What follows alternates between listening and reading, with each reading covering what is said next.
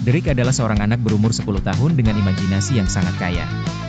Sejak kecil, ia selalu takut jika ada sesuatu yang bersembunyi di bawah ranjangnya saat malam tiba. Tidak ada yang percaya padanya, bahkan orang tuanya menganggap itu hanya bagian dari fase tumbuh kembang anak. Namun, pada suatu malam ketika langit benar-benar gelap, Derek mendengar bunyi aneh. Sebuah bisikan lembut datang dari bawah tempat tidur. Rasa ingin tahu yang kuat membuatnya pergi ke samping tempat tidur dan menunduk pelan-pelan. Seluruh kamar gelap, hanya diterangi cahaya redup dari lampu jalan yang masuk melalui jendela. Suara bisikan semakin jelas, seolah memanggilnya. Dengan perlahan, Derek menyalakan senter kecil miliknya dan mengarahkan cahaya ke bawah ranjang.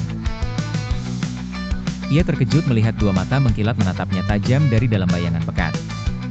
Derek terdiam, kaku seperti patung. Makhluk itu mulai merangkak keluar, kulitnya abu-abu seperti kulit pohon yang mati. Giginya terlihat tajam dan bersinar dalam kegelapan. Derek sadar makhluk itu tidak nyata, namun ketakutannya lebih besar dari kenyataan manapun. Makhluk tersebut mulai berbicara, "Aku tinggal di sini selama bertahun-tahun. Setiap malam aku menunggumu tertidur sambil mengumpulkan rasa takutmu." Seketika, Derek berlari menuju pintu dan meninggalkan kamar tanpa menoleh ke belakang. Namun langkah kakinya seolah-olah terhimpit oleh mimpi buruk yang tak kunjung usai. Setiap malam setelah kejadian itu, ia tidur di kamar lain, tetapi suara bisikan tetap bisa ia dengar.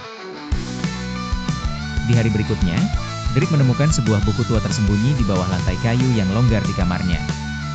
Buku itu menceritakan tentang makhluk yang bersemayam dan mengumpulkan energi dari ketakutan anak-anak untuk tetap ada. Kini, Derek tahu ia harus mengusir makhluk itu atau hidup dalam ketakutan selamanya.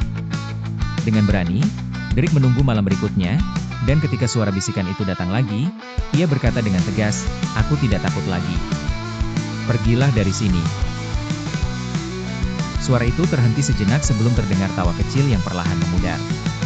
Setelah malam itu, bisikan itu tidak pernah terdengar lagi, tetapi Derek selalu berhati-hati akan suara-suara aneh di malam hari.